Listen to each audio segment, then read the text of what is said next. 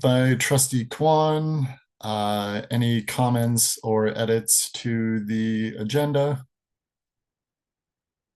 Seeing none, I'll call the question. All those in favor of the agenda as presented, and that passes unanimously. Moving on to the approval of the minutes from the October 21st Operations Policy and Planning Committee meeting. I'll look for a mover for approving that as well. Trustee Kwan. Any edits to that? Seeing none, I'll call the question for that. All those in favor? And that also passes unanimously. We're making great time. We move into business arising from the minutes. Trustee Kwan. Thank you, Trustee Gagnon. I just actually was curious if there was an update at all with regards to Saanich and the crossing guards now that they have the letter and it's been brought to their attention, if there's been any movement at all. I'll look to senior admin. Yeah, through the chair, I have not heard anything back. We had reached out to set up a meeting with them. It was at the time on really short notice, and so we weren't able to make that happen. So I can circle back to them and see if we can get that meeting set up. But formally, we haven't heard anything as far as I'm aware. Thank you very much. Any other business arising from the minutes? Seeing none, I'll go into presentations to the committee. So tonight we have a presentation on information technology for learning department update from the acting director of information technology, Director Person. So we'll go over to, Director Person.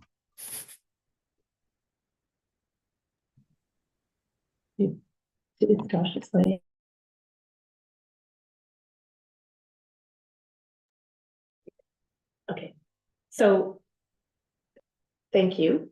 And my name is Jennifer Person. I noticed on the notes that my first name wasn't given. So just nice to meet those of you that I have not met before.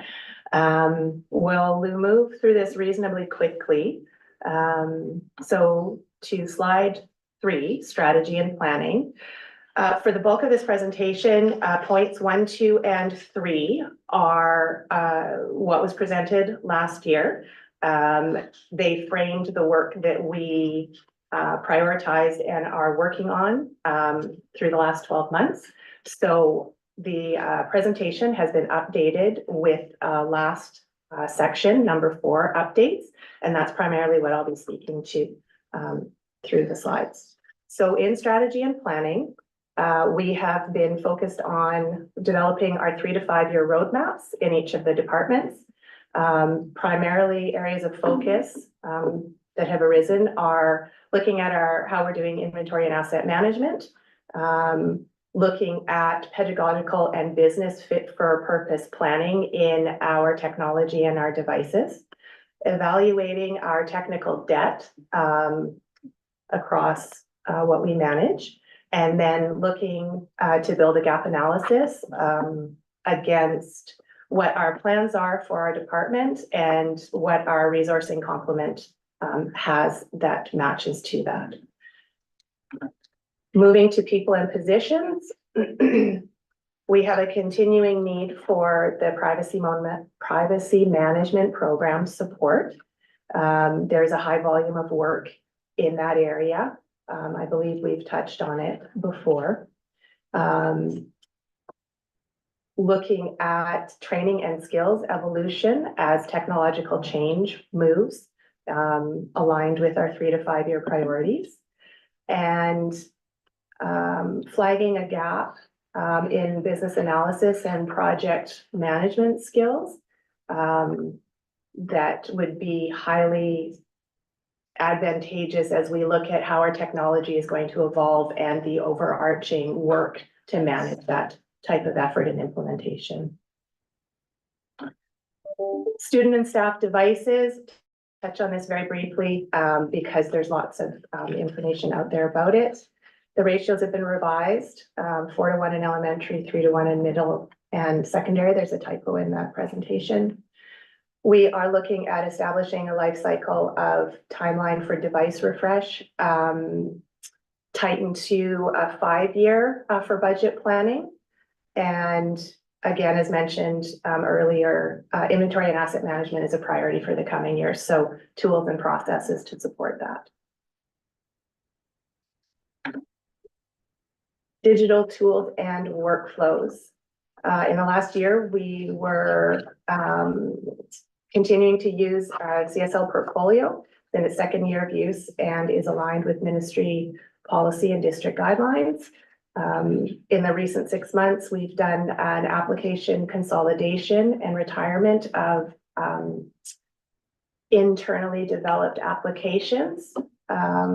We're currently working on security upgrades for our district website and beginning to evaluate Microsoft 365 and cloud services.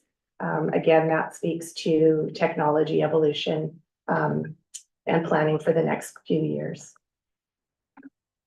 In our support and service management,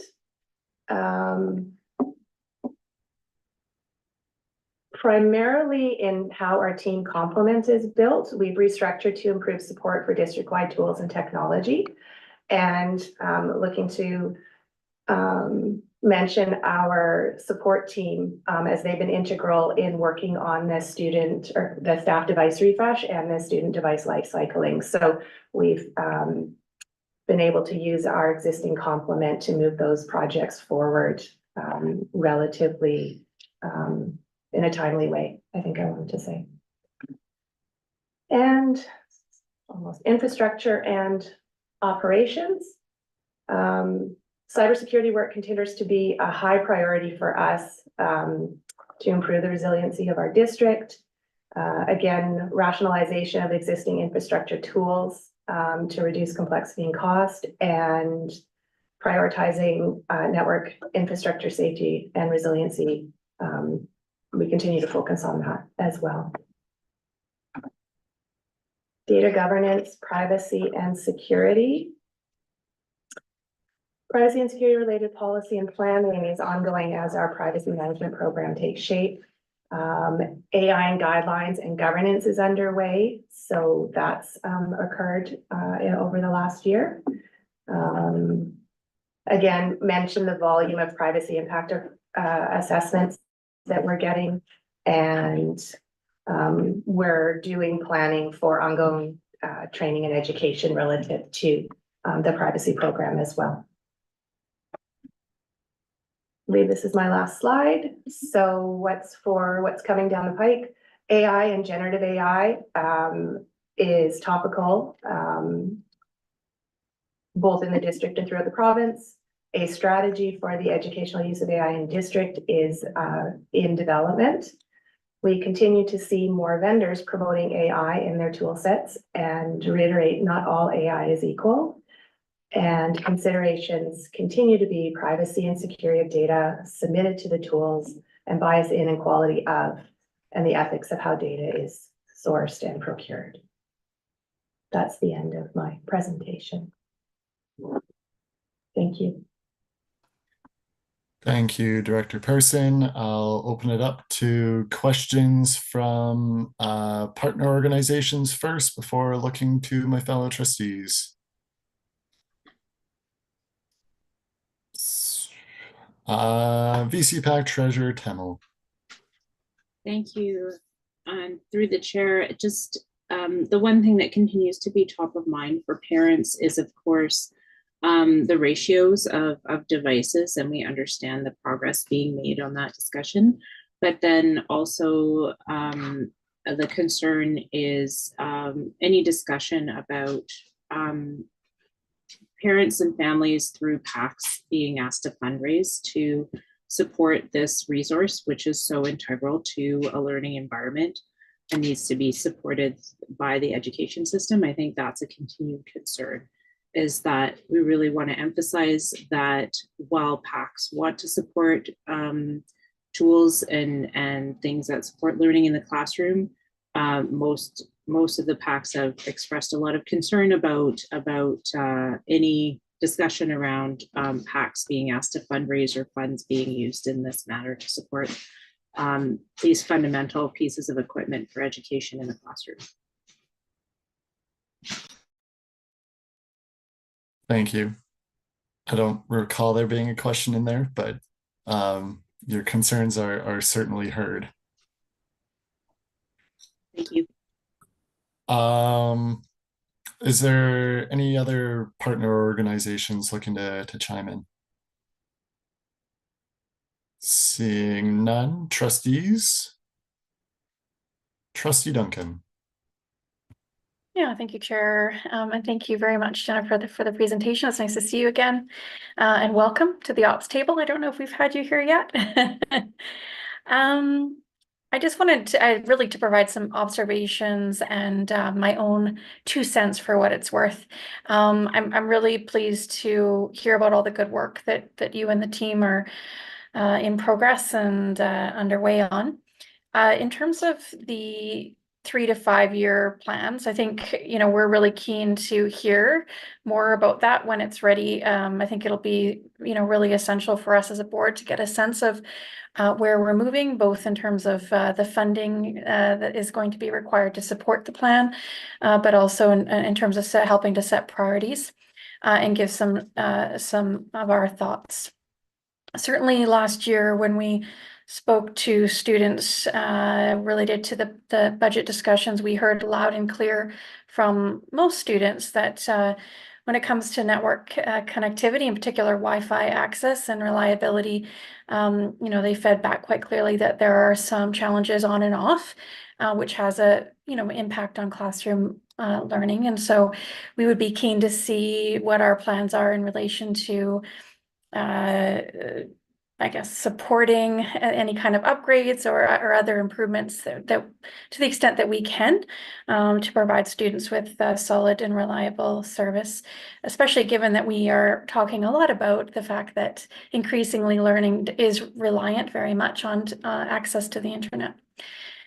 On a similar note, again, in terms of that 3 to 5 year plan, we are looking again with interest at plans around asset management and life cycling.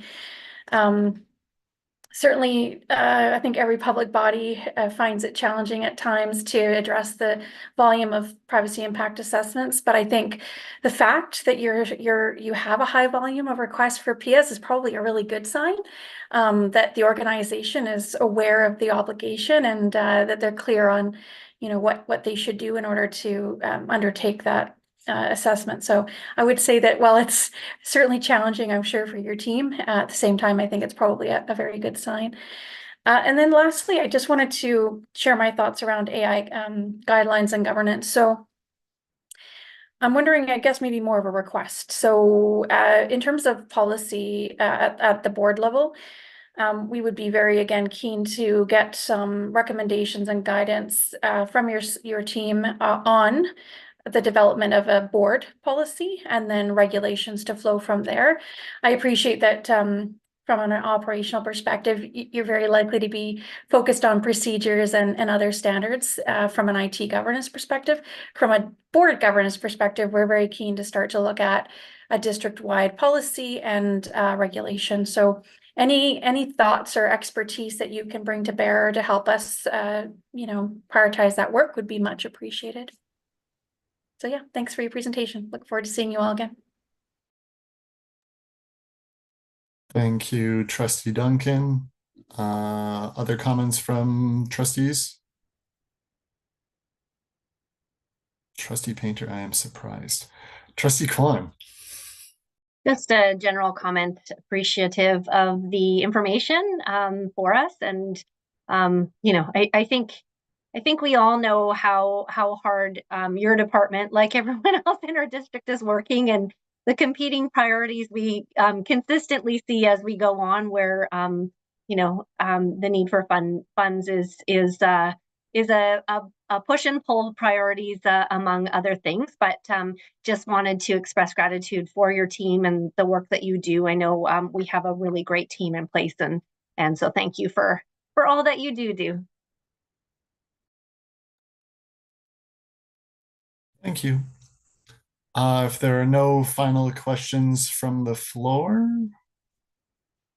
then I will thank Director Person for her time and her presentation, and we'll move along to the superintendent's report. And I'll just turn it over to the superintendent to take it away on elementary school data. Thank you very much, Chair.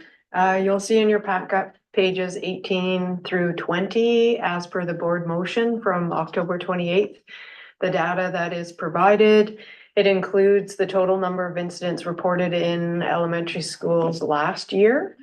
And just going through the data that was presented, of the total 2,189 incidents reported, this involved 261 students. And of the 261 students, 234 of them were in the English program and 27 of the students were registered in the French immersion program. There are 9 of the 28 schools that are dual track, so 9 of the 28 that offer French immersion programming. 20% of the 234 students do not have a ministry designation, and the remaining 80% of the 234 do. 83% of the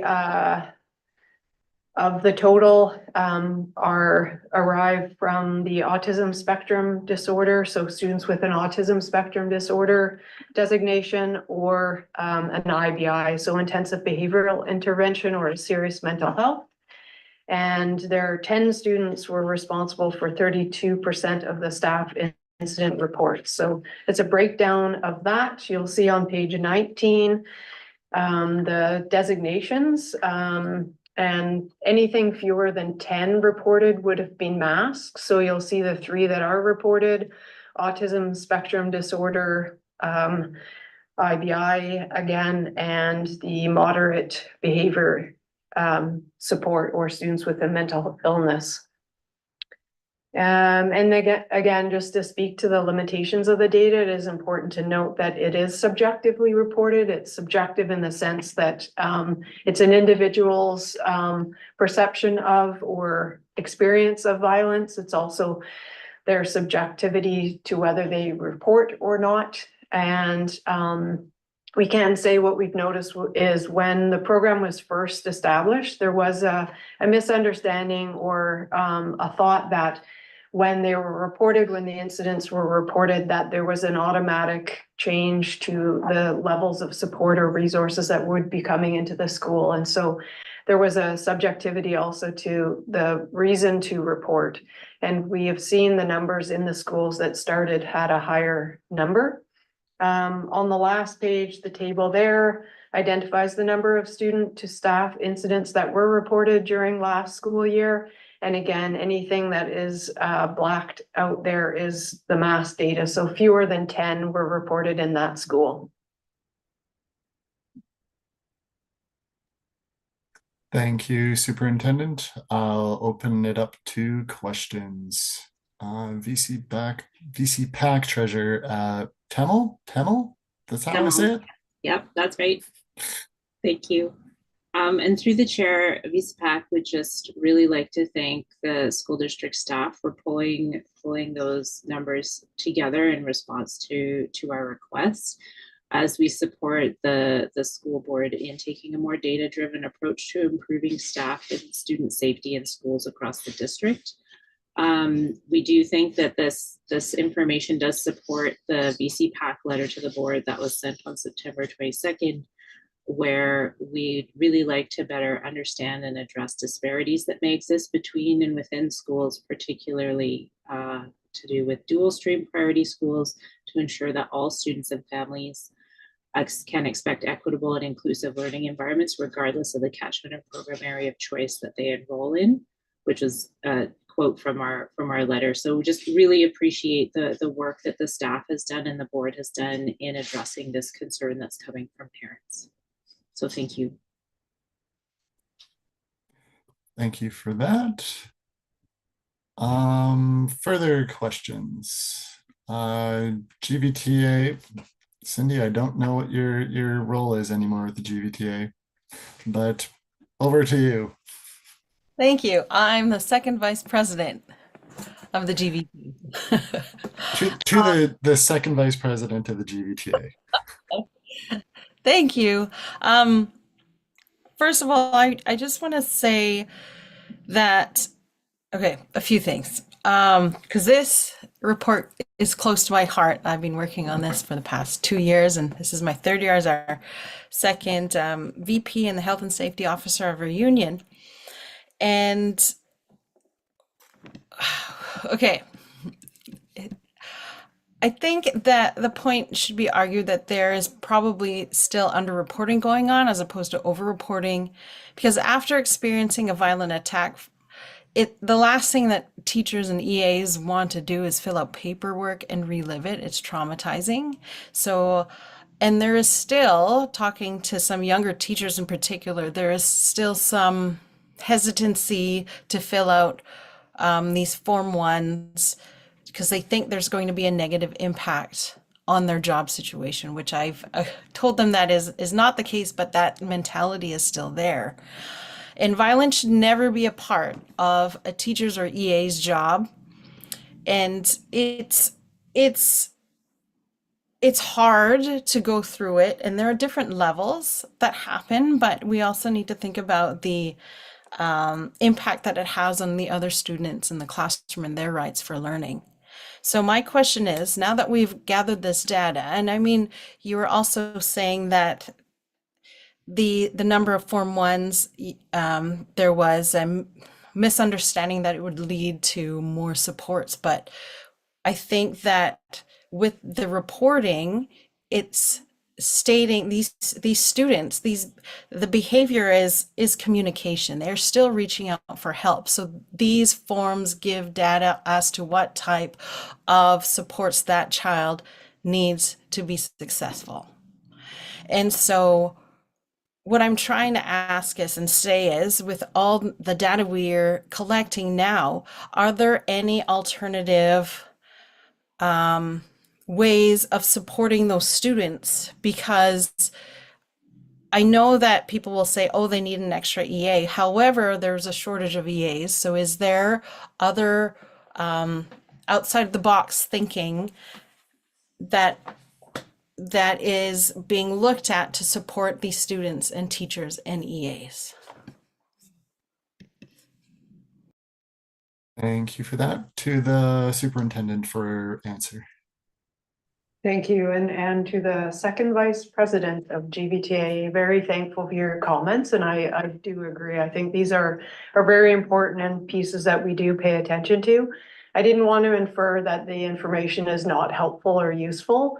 It is, though, oftentimes without a report, we're very aware of the students. And so we're looking to support the student whether or not there's a report. And so when we're looking at the 234 students or the 261, we're looking at how best to support these. And there's a continuum of supports that are available. And I think when we're looking at information, we first look at the baseline data that we have available. Is this new? Is this something different? And if it is, what are we doing to address it? And if it isn't, what are we changing to help mitigate this? And so the conversations, I think, are very aware within the school, both with the case managers and the school-based teams and the principals and vice principals. And when they come through a referral app at the district level. And so when we see these coming, we are looking for what other supports or what different supports what we can provide, both in the programming and the places and the people that are working with the students. So we have within school supports, and then we look to other supports, whether it's community-based or district-based. And we have some students who have attended different schools. We have some students who have seen different programming available to them. It really is individualized and one hopefully that meets their needs and still evolving, because it's still happening and we're aware of that, and we're looking to what we can do differently and what we can do better to support these students. Thank you, Superintendent. To President Abbott of QP 947.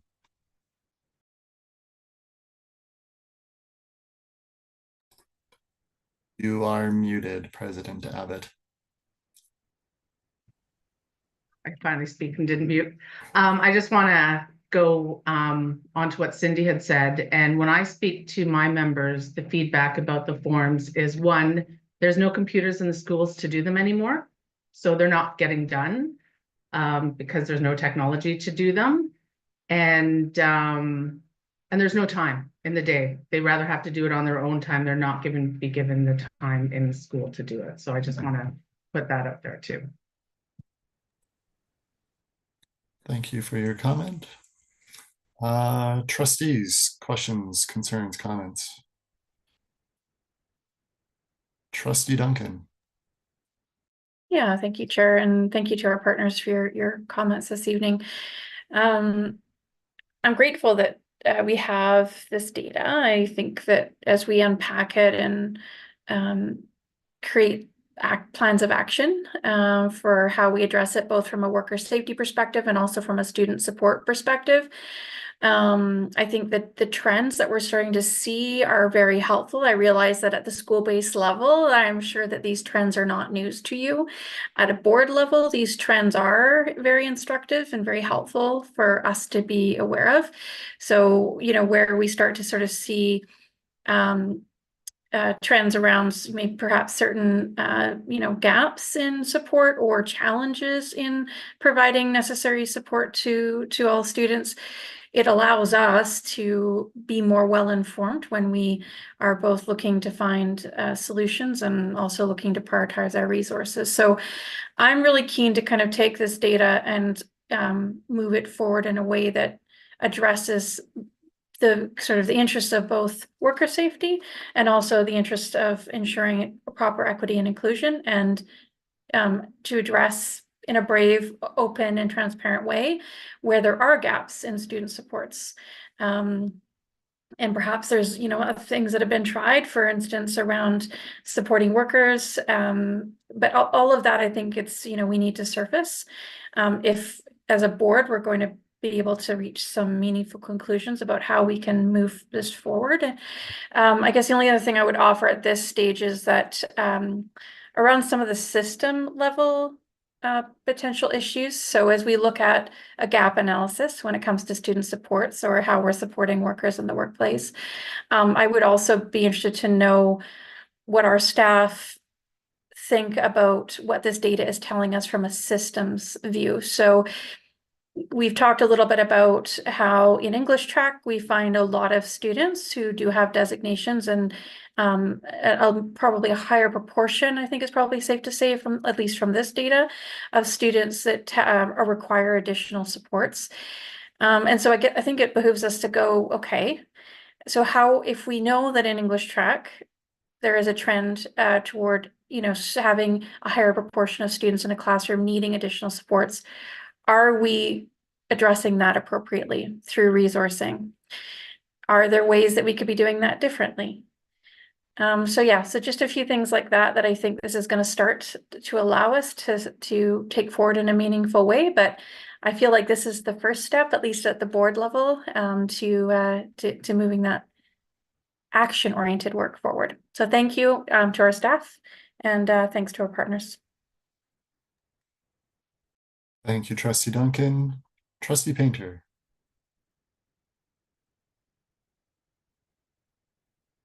Thank you, Chair. And just to sort of follow up on a point that Trustee Duncan raised, when my kids were in elementary school, there were no supports available in the French immersion track. And so when I had a child who received designations, we were basically advised that the only way they would get support is if they moved to the English track. I don't know if that's still the case, but I think it's important to assess that and determine whether or not we are limiting the opportunities for our students within the education program in terms of languages because of designations. That's my side point. My question was, I was hoping that someone could walk me through actual calculations. And by that, I was wondering, some of the numbers didn't quite make sense to me, and I was wondering if it was because of the interpretation. When I look at this, we start out with 261 students, 134 of whom are in the English program. When we get down a little further, though, when we're talking about ministry designations, the number is 234. So we're only talking about English track. We're not looking at students in the French immersion. So I don't know if there's a gap there or just why that one was picked. And then when I move beyond that, when I look at the numbers in the breakdown for ASD and IBI, I come up with 136, sorry, students. And, but that's not 83% of the designated students. At least the way I'm looking at the math. So if someone could just kind of walk me through how the calculations were done, I would appreciate that. To the superintendent for follow-up. Thank you. One first, just to go back to your first question, comment, Trustee Painter. Yes, students who are in French immersion, who require supports would get it. So we are trying to ensure that it's an inclusive learning environment in both the French and the English program.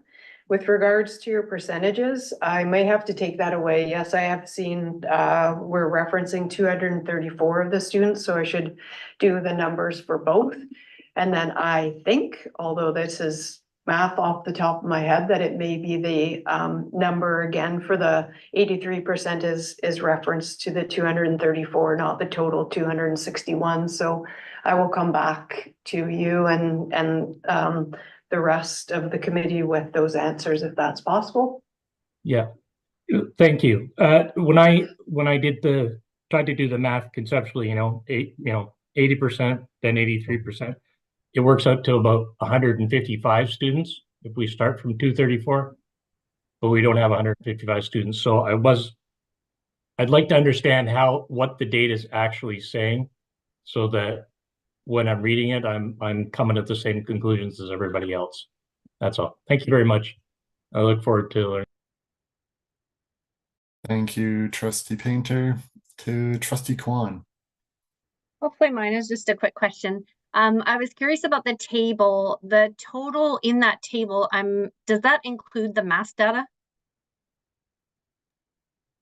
To the superintendent. Yes, yes, it does. Okay, thank you. Trustee Duncan. Yeah, just a question quickly about next steps. So, and maybe a request, if I may, or just in terms of defining the designations. Just for those of us that are not in the biz in the same way, I some of them I know, but some of them I don't. And the request in terms of next steps is just, I know that this data will be utilized by the Equity Ad Hoc Committee in doing their work on behalf of the board to bring forward some recommendations, but through the chair to the superintendent. Superintendent, from your perspective, operationally, what do you see the next steps are in terms of utilizing this data to develop some plans? To the superintendent for response.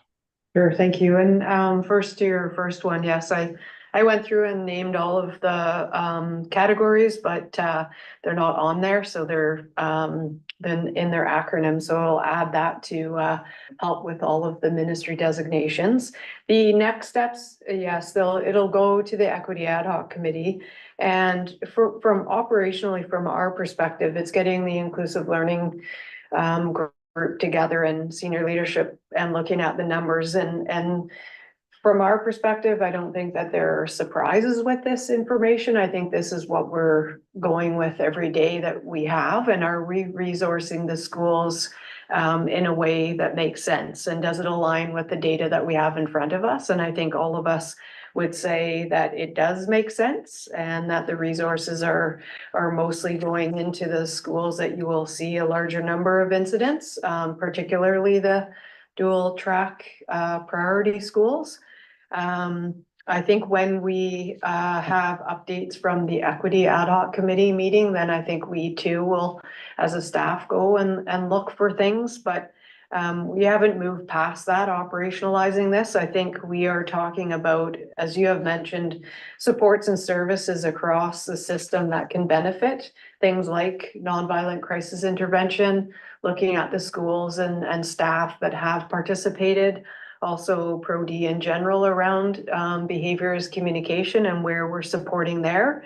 And then what alternate programming people and places do we have to provide for specifically the ones that the students that are telling us through their behavior that they need additional or different support. So this again is continuous and iterative and changes probably by the minute as we have reaches out from schools and reaches out from school-based team on how best to support students. So again, these are things that we're reviewing. We know how many staff have participated and where else we can reach into, and then just looking at the alternatives. We have introduced some different programming and some different places for students when they need it, and I think we'll continue to address that in the school, in all schools, but specifically the ones that we see here with potentially larger numbers.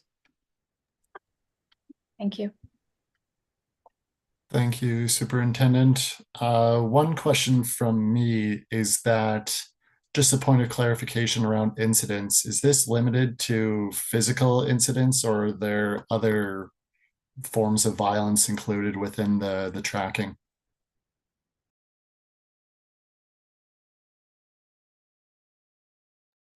I think Second Vice President may be able to answer this better, but I do believe it's a perception of violence. And so if an individual feels that, where it was psychologically or physically, that they're reporting the incident, I would say that the majority of them are a physical incident, but yes, it's a perception of the individual as to whether a violent incident had occurred or not. Thank you. Principal Pierick. Hi, I just want to add that we've seen verbal assault, like with the words, if students use words against a staff member, where the staff member feels at risk or just really offended, hurt. So the verbal is a big part of reporting now as well. Thank you for the clarification, Principal Pierick. Trustee Duncan. Yeah, I'm really glad that this was raised. It was not something that I thought to ask and didn't really fully appreciate. So thank you for sharing that.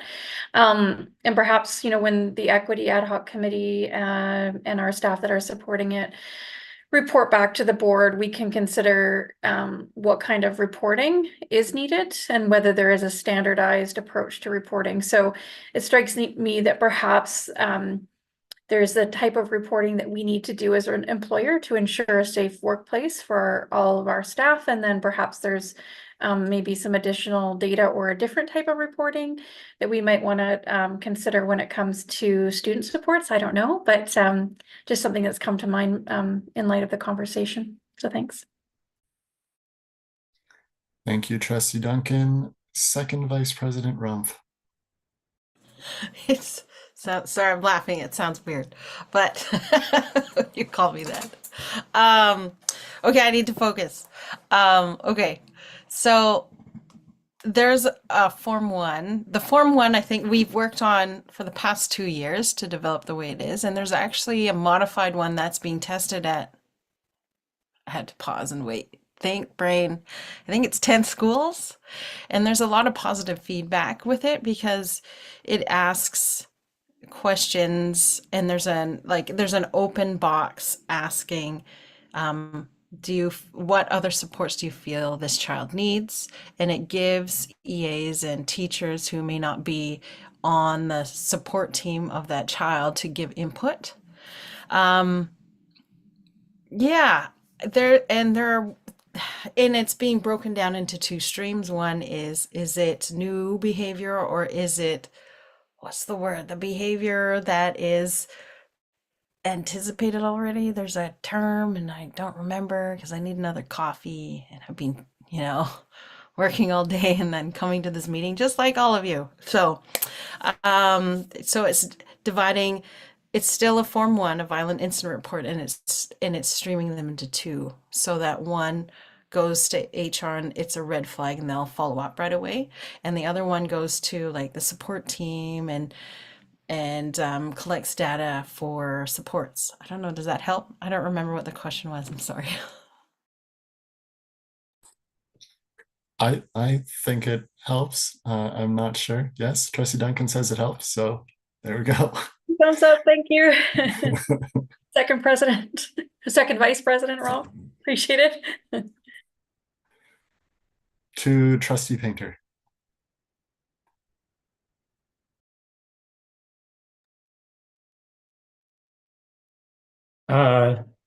Just picking up on President Abbott's point about EAs not having the time or resources to actually complete the reporting.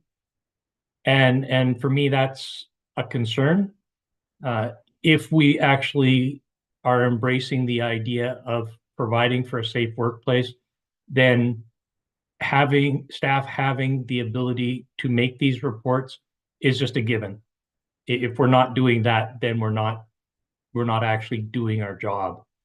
And I'm mindful that despite best efforts, we continue to have funds set aside for EAs that aren't actually used for EAs because we just can't hire. And it seems to me that at least a small amount of that funding could be provided to ensure that all EAs have sufficient time outside of the classroom hours to complete reporting as required. I think that's just us doing our due diligence. Thank you, Trustee Painter. Any other discussion on the topic? Seeing none, I thank the overwhelming majority of participants for their participation in what is an important subject within our school district. We will move into the next element of the superintendent's report, which is the Privacy Management Program Administrative Regulations Review. So I'll turn it over to the superintendent for that.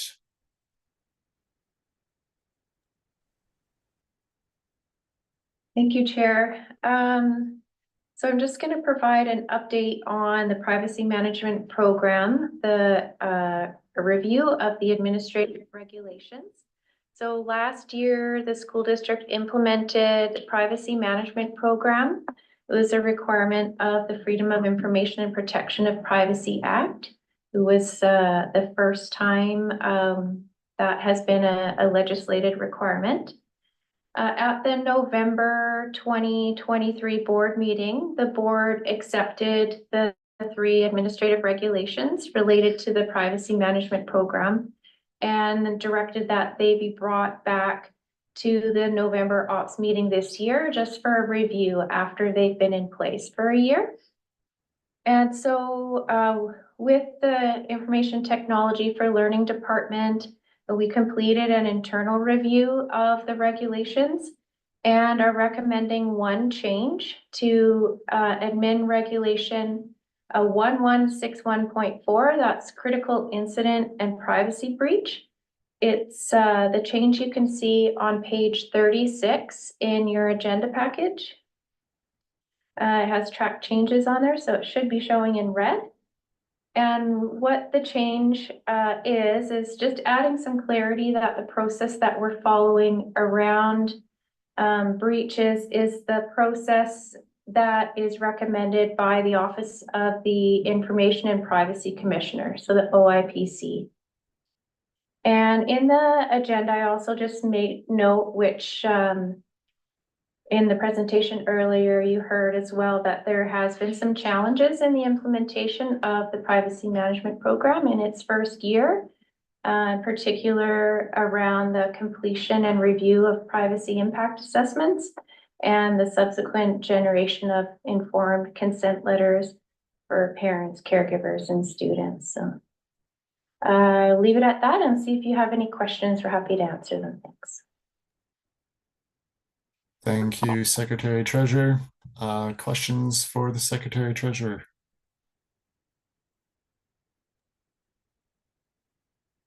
Trustee Painter. Thank you, Chair. I was just wondering about the notion of informed consent for parents. And I'm mindful that we had some challenges around options when we started to embrace, well, if I'm not mistaken, Google initially, the tools for learning. In my mind, informed consent suggests that people have options, that if they choose not to agree to sharing their information, or whatever the situation is, that is not going to impact the educational opportunities for the child. If the option is consent or don't get the services, then it feels as if there's a level of coercion there. So recognizing there's a million little scenarios that could come up, in general terms, what are we doing to ensure that we have options available where people choose not to consent, whether it's sharing of personal information or other related matters? I will look to Senior Admin or District Principal Barks if that's you responding to the question. Great, thank you. And through the chair, yeah, so it's correct. Informed consent does provide the option, and the idea is that it is optional. It's not coerced. Students who or parents who do not consent to their child's use of a digital service would work with the teacher to define what that alternative may be, and teachers would develop that. And if they're not certain on how to do that, then we would advise from a departmental lens on how to. District Principal Barks. Further questions? Seeing none, do we have anybody interested in moving the recommended motion, which is that the Board of Education of School District number 61, Greater Victoria, accept revised Administrative Regulation 1161.4, critical incident and privacy breach? Trustee Kwan, is that moving to? Yes, great. Discussion of the motion. Any questions, comments, queries? Trustee Duncan. I just have one, and it's only somewhat aligned to the amendment, but I think it is certainly relevant, and that's just in terms of when there is a breach identified, that reporting up to the head of the public body. In our case, that is the superintendent. And so from there, when would that then be reported up to the board? So if we've got a data breach.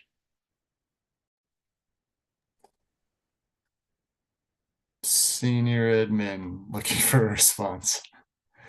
District Principal Barks. Sorry, I wasn't sure Zoom protocol there. Through the chair, we would report that through our privacy officer, who, which is at this time myself and our secretary treasurer, and there are thresholds to kind of go through deciding when we would report to the OIPC and how we would report that. Usually they open a case file, and then up to the board.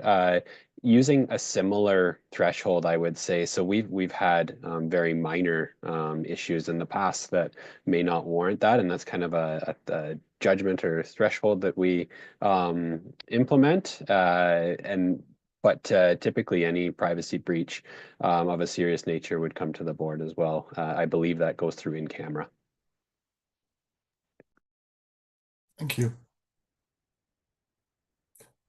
Any other questions? Seeing none, I'm going to call the question. All those in favor of the motion as presented? All those in favor? That was a vote in favor, Trustee Painter?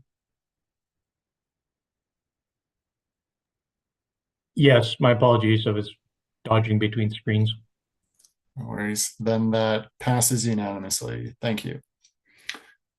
There are no personnel items for this month, so that takes us to the Finance and Legal Affairs section of the agenda, in which we go to the Secretary Treasurer for the Audit Subcommittee report.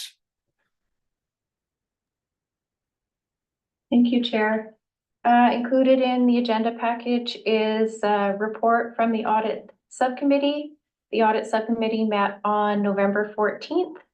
At that meeting, the September 2024 quarterly financial report was presented by Associate Secretary Treasurer Lettner. And the Audit Subcommittee is recommending that the board accept the September 2024 quarterly financial report as presented to the Audit Subcommittee. It is included in the agenda package starting on page 41. There's a memo, and it's ending on page 45 with the actual financial report. And we have Associate Secretary Treasurer Lettner here this evening, and we're happy to answer any questions that you might have. Thank you, Secretary Treasurer. Questions pertaining to the Audit Subcommittee report? Trustee Kwan. I was actually just curious about printing services. I know it's not a large number on there, but it looks like we spent a lot more this year than last year. And I just wondered, I know that it all kind of washes out and perhaps it's maybe just or needs reallocation at some point, but I was just curious why it seems like a lot more this year that we've spent on printing services than this time last year.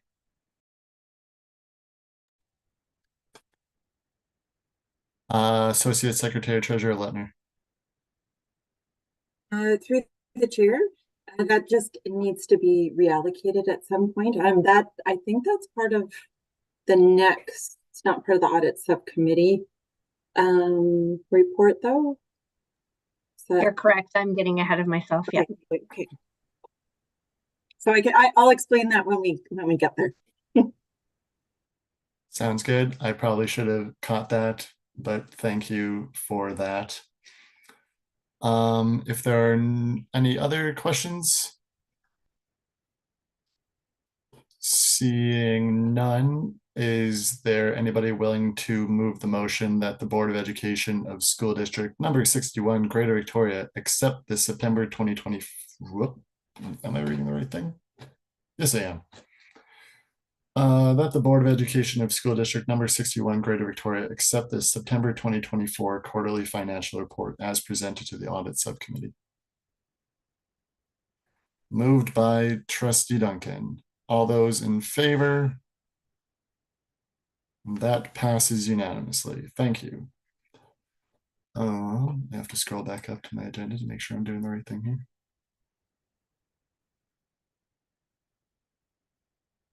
That brings us to the monthly financial report for October 2024. So I'll turn it back over to the Secretary Treasurer. Thank you, Chair. So the monthly financial report is included in your agenda package for the month of October. October 2023 reflects what was reported at Ops last year. And October 2024 was run after month end. So the budget that is reflected in both years would be our annual budget or preliminary budget, plus any changes that have been made after that.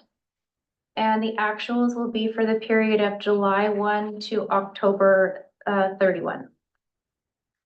If you are looking at the revenue on the first page, the percentage column reflects the amount of revenue that was budgeted and not yet received. So the current year, we're at 72%, which is exactly the same as where we were at last year. And when we look at the total expenses, the percentage column for expenses reflects the amount of expense budget that's still available to spend. And the current year, we're at 77% compared to 76% last year, so very close. And we're happy to answer the question of Trustee Kwan and any other questions you might have. Trustee Kwan, if you want to reiterate the question. Yeah, it was just around printing services, which I think is line 447 on the operating expenditures. It just looks like it's about $17,000 more than it was at this time last year. So I was just curious about that. I know it's a very small amount, but I was just curious. Associate Secretary Treasurer Letner. Through the chair, so it looks like those expenditures are related to marketing brochures for the International Student Program department. So likely that's part of their advertising budget, which will just need to be reallocated at some point. Thank you for that clarification. To Trustee Painter.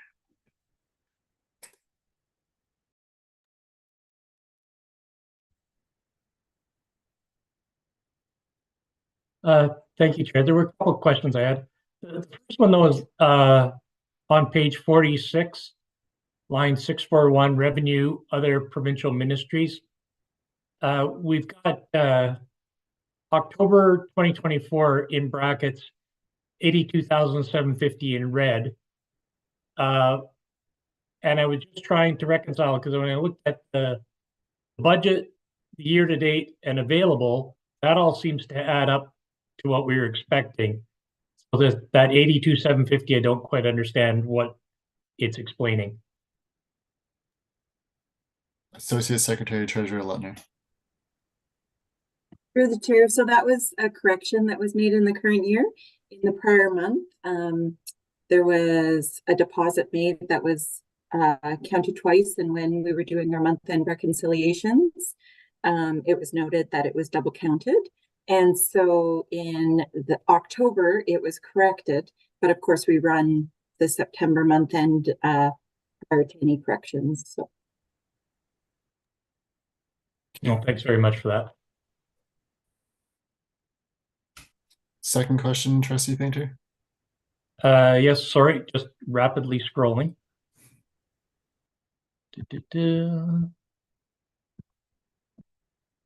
On to page 48, a couple that jumped out at me. Stormwater. We've expended 116,000. Our budget was 112. Was this a one-time expenditure, or are we anticipating further costs over the course of the year? Associate Secretary Treasurer Letner. The chair. No, it looks like the spending is about just not far from where it was last year. Likely the costs have went up a little bit from where we had projected them to be. So in the final budget, you will see an adjustment made to clear that out to zero. Okay. And on the same page up at the top, and I apologize, I was bouncing around when I was looking at this. Digital services recovery. When I look at last year, it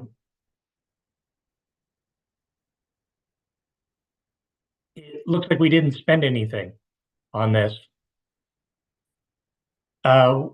What's the plan for this year? Are we expecting to actually have cost this year, or are these funds that we could look at using elsewhere? Associate Secretary Treasurer Lettner. Through the chair. So later on in the year, we did spend those funds. These are two snapshots at October 2023 and October 2024. Yeah. So the prior year isn't showing the entire year. It's just up until October 2023. This is a ministry expense, so they will recover those funds from us at some point later in the year. Yeah. Perfect. Thank you very much.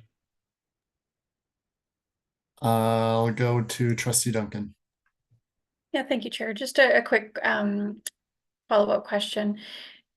Are we anticipating the ministry's cost recovery for digital services to increase this school year or to be in line with previous years? Associate Secretary Treasurer Lettner. The chair.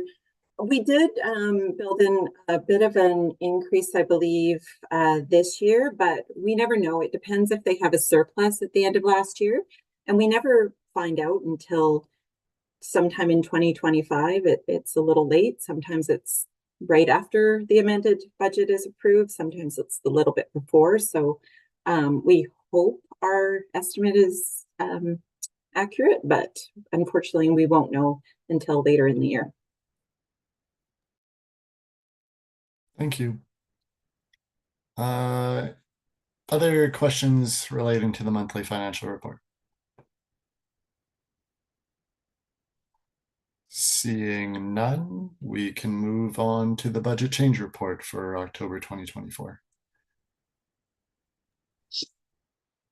Thank you, Chair. The budget change report, you can find that starting on page 49 in the agenda package. This is a report that highlights all revenue and larger expense changes to the budget.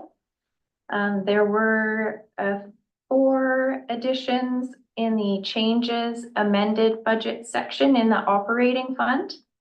So new items since the report in September include some busing invoice to SD36, about $1,700. We had an adjustment to our FSA score activities grant from our initial estimate, $1,500. It went down by $1,500. Our miscellaneous donations and revenues are up by $18,000. And we have cafeteria revenues of $36,000. So those are the only changes in operating. If you flip to page 50, you can see the special purpose fund. You'll see a new item that's added there. There is an adjustment that's been made to the First Nations Student Transportation Grant. So $6,585. This adjustment was made to reflect what we requested in our submission. And lastly, on page 51 is the capital fund. Local capital saw a $69 increase in interest income up to $328. And the ministry restricted capital actually had a decrease in interest income. It was due to an adjustment in how we calculate the interest on this particular account. And so it's gone down by 35 to a balance of 50,000. So those are the changes, and happy to answer any questions. Thank you, Secretary Treasurer. Questions pertaining to the budget change report? Cool, I'll go first. Busing invoice to SD36. That's Surrey. Why are we busing Surrey around?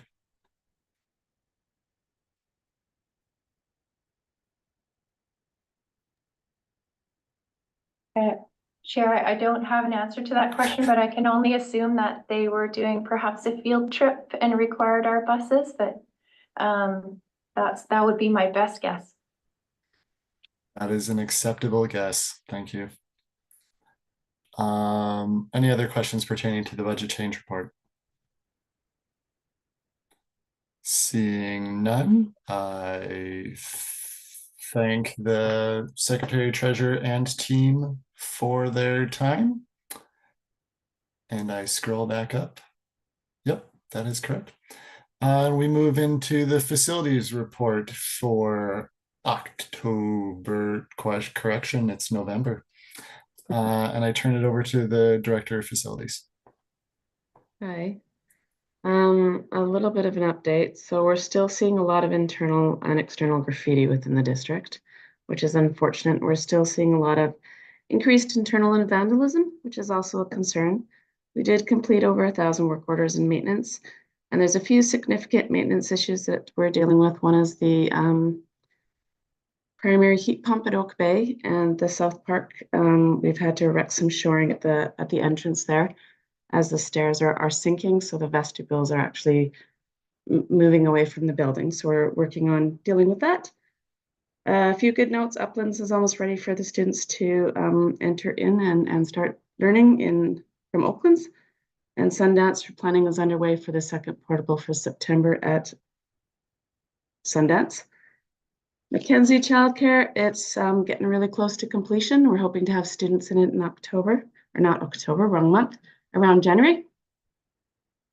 Operations, there's lots of staff sessions rolling out because they're doing a new microfiber cleaning system. So we're rolling that out throughout the district. So we'll see a lot of decreases amount of waste, especially in chemicals. Cartage, we're really happy to see the elections. Cartage worked really hard at the month of the elections just to set up and support the elections within our school sites. Transportation, they're working on also with Oakland's principal and vice principal on the busing for moving the kids from Oaklands to Uplands for January. And grounds is very busy into the leaf removal season and also removing, we had a couple trees that didn't survive through our recent storms. Network and communications department, they're always busy. Lots of tech packages, services. We're still seeing lots of help. We're still helping TELUS quite a bit on their fiber optic upgrade. And climate change, there's the LED upgrades are almost finished throughout the district. Few optimization, lots of educational awareness, lots of custodial engagement, and the strategic energy management plan due date for completion is end of December. That's about it. Questions?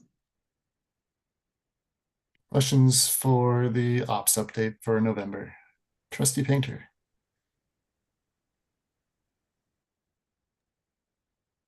I'm just trying to put pieces together for Oak Bay heat pump. If I'm not mistaken, this was one that we've discussed previously. Is this something different, or is this a problem with what we fixed before? No, it's been about a 2-year process with if we can fix it, if we can't fix it. We finally got a company that was willing to dig into it. We replaced the compressor. Essentially, long story short, it can't be fixed. It can't be replaced. It's no longer replaceable. So it's about anywhere from $600,000 to $1 million is the quotes we've got to replace the unit completely. So it will have to be something that goes into our 5-year capital plan. The good news is, though, that there's some backup boilers that will heat the school. So we're not worried about heating the school. It becomes a little bit more dodgy in the summertime when we've got childcare in there and we have to cool the school. So we're looking at actually some heat pumps smaller heat pumps in 3 general areas, one being the office, the childcare area, and also the stage area. I don't know the name for it, but it's a stage area where the students will get dressed and wait to be on stage. That needs to have some cooling in it. Okay. The funds that were previously allocated, did those end up getting used, or are they still sitting there somewhere? Yeah, a bit of it got used just for some of the contracted prices to see if this could be fixed. But other than that, it's sitting there. And so we're working with a mechanical engineer to see what our next choices are that we can hopefully use it to cool the school and just put this to bed. I'd rather spend 60,000 than 600. Certainly. And then, well, thank you, Chair. I'll get back in line for my next question. Sounds good. Thank you, Trustee Painter. Trustee Kwan, do you mind if Treasurer Temmel goes first? Treasurer Temmel. Thank you. And through the chair, just a point of clarification, would it be the green room behind the Dave Dennett Theater stage? That was the space that doesn't have any air conditioning? I don't know the exact name of the room. I'm not familiar with it. The theater teacher would definitely know, but we're working with him for the exact room. Thank you. Sorry. Trustee Kwan. I'm going to get to my question, but I do just want to point out that we are only at 10 after 8. And I know Marnie is very patient with a lot of our meetings because she has to wait till the very end. And so just wanted to say thank you in the past for your waiting. And I'm glad that we are at 8 o'clock and not at 9 today. Me too. My question actually was around the Oak Bay heat pump as well. And just with regards to the average length, and I apologize if this is again repeating what I may have asked in the past, but the average age of a heat pump like that, because I know Oak Bay is probably one of the newer schools, although I don't think it's considered new anymore, but just wondered with regards to that, how, you know, on average, what we can expect from heat pumps, or whether we've kind of learned from what this heat pump or. Oh, we've learned lots of lessons. No, the average heat pump is probably anywhere this size, I would say somewhere between 10 to 20 years. This one has definitely failed early. Unfortunately, when it was put in, it was a model that was discontinued, which has caused some problem on replacement parts. And in the scheme of learning a little bit, there was some, what do you call it? Oil, that kind of stuff. I can't even think, sorry, I'm tired. That was not upkept in it. So that was part of the problem too, that burnt out part of the unit. So some learning. Thanks. Okay. Back to Trustee Painter. Yes, since it's mentioned in facilities update, I'm assuming that the busing to Oaklands is to free up space to work on the that front facade issue we've been talking about. Yep, absolutely. And I know I appreciate this is kind of outside the facilities, so perhaps someone else might jump in. What is the scale of busing that we're looking at right now? Is it a couple of classrooms, or is it a significant portion of the Oakland's population? So it's 3 buses in total that we'll be using in the morning and at night. So it's roughly around just a little over 200 students that we'll be busing each day. So it's all the 1914 building. I don't know how many classes are exactly. I want to say 9 off the top of my head, but I don't know if it's 9 or 10. Okay. Thank you. You're welcome. Trustee Duncan. Yeah, thank you, Chair. Just a quick question. It's actually not in the report this month, and so I just wondered if perhaps we can get an update, if not tonight, then maybe next month, if it's possible, on the status of the cost estimate and scope of work for SJ Burnside. For SJ Burnside, we haven't even looked into the cost estimate for SJ Burnside. Thank you. Final questions around the ops update. Seeing none, we'll move on to the Cedar Hill Middle School seismic replacement project. Chair, can I jump in there? You may. Sorry, just going back to the busing. How long are we looking at the busing to continue? From January 2025 until June of 2026. Oh, okay. Thank you. Welcome. Now moving on to the Cedar Hill seismic replacement update. Yeah, there's not much change from last month's update, so we're still on schedule and budget. The roof is now watertight, which is great, and all the internal steel studs are complete. Mechanical and electrical, you're going to hear me say for the next couple of months, are in progress. The exterior installation is underway, as is the brick and the window installation, and it's going to be completely watertight by the end of November. So we're on schedule, which is nice.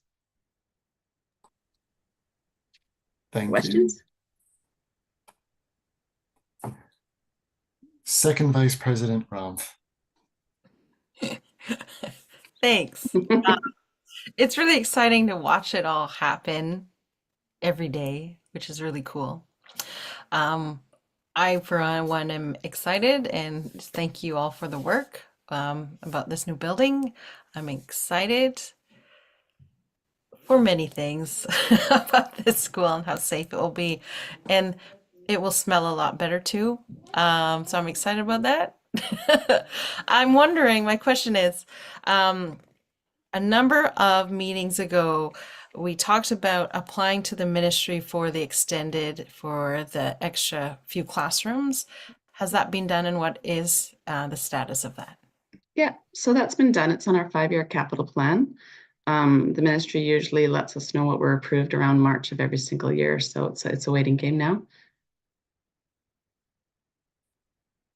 And it wouldn't be done anytime soon because it would be a full new building permit, just to give you an idea.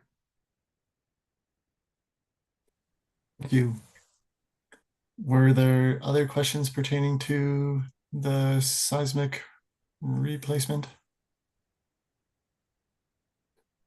Seeing none, I thank the Director of Facilities for her time. Look at that, it's 8:18. Wow, new record. Thanks, guys. Thanks. Moving on to public disclosure of in-camera items. We do not have any of those for this month, which brings us to new business. Updating regulations 1330 community use of schools and grounds, as well as 1325 partnership. We have a recommended motion that the Board of Education of School District Number 61, Greater Victoria, direct the superintendent to update Regulation 1330 community use of schools and grounds and Regulation 1325 partnership to require that a business case is prepared and presented to the Board of Education for consideration and approval prior to the school district entering into negotiations regarding potential joint use agreements or other partnerships with external parties regarding the use of schools and grounds, and further, provide the Board of Education any additional recommendations regarding updates needed to regulations 1330 and 1325. That was a lot of words. To Trustee Duncan to speak to the motion. Yeah, leave it to me to provide you with a lot of words. But the long and the short of it is that, yeah, I'm recommending that we update these two regulations. And again, the long and the short of it is, the short of it is to require a business case to be presented in advance of negotiations. And really the goal being that, a business case will help in advance clarify any of the kind of cost benefits and risks, allow us as decision makers at the board level to assess feasibility and make choices based on data, and also to ensure that the costs, the resources, both in terms of timeline and staff investment and board investment, is clear from the outset.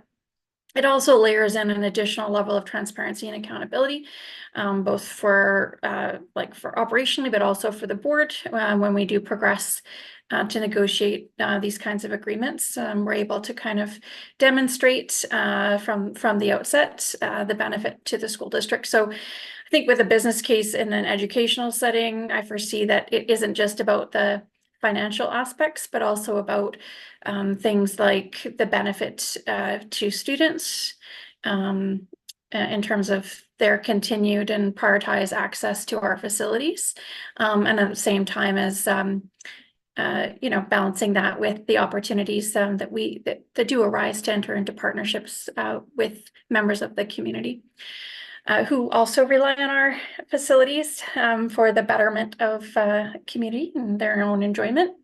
outside of school hours. So yeah, so just really some, I think, housekeeping from my perspective, but I appreciate that it's quite a long motion. And it also calls for, like, again, it opens up the door to any other recommendations that staff might identify when they're going through the two regulations. Thank you, Trustee Duncan. I'll look for a mover for the motion. Trustee Duncan. Discussion of the motion on the floor.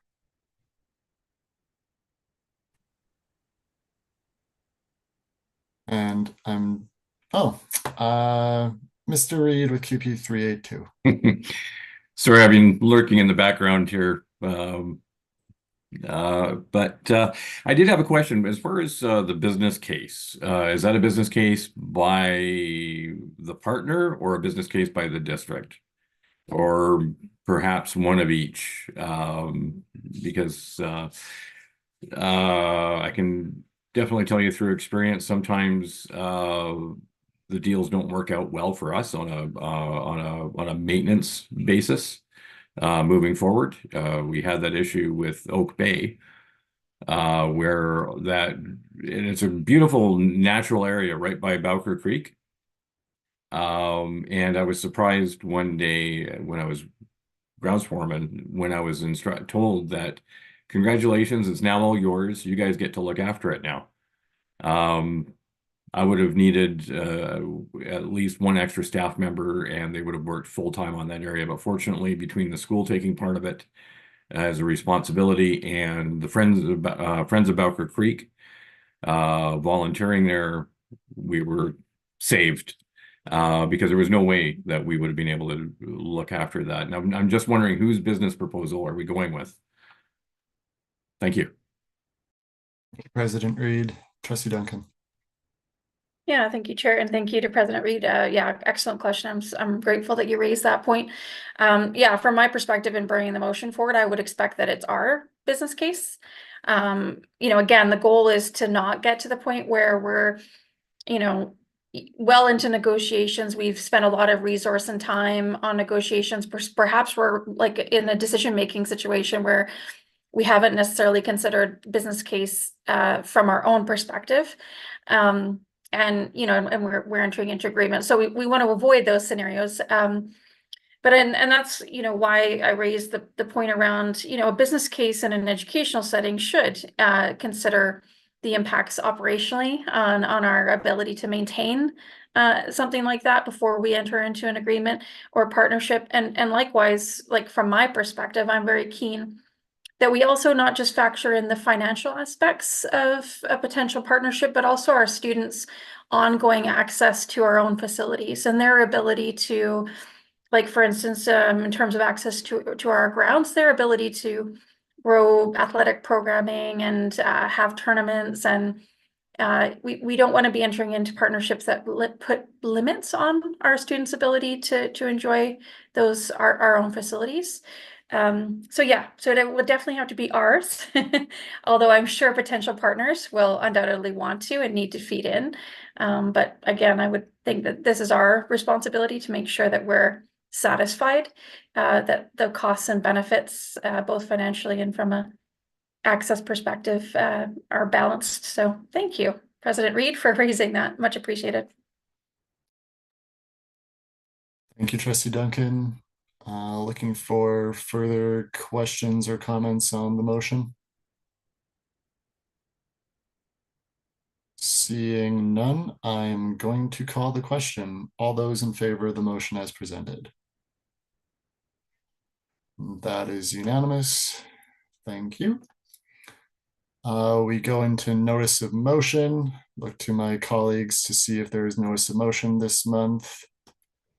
No one's jumping up and down, so we'll move into general announcements, which again, I believe, I am wrong. Trustee Duncan.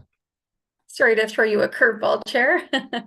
But I did have an announcement I wanted to make, given that we have an opportunity before our board meeting to make a few more of our partners around the table and folks watching aware that on Monday at our board meeting, our regular public board meeting, we will have the pleasure of welcoming the Human Rights Commissioner, Commissioner Govender, who will be speaking and doing a presentation for our board, and also available for a Q&A session following her presentation. So just wanted to flag that and say we're really excited to welcome the commissioner, and hope that you're able to watch, and perhaps if you're around the table as one of our partners representing, that you'll be able to participate in the Q&A.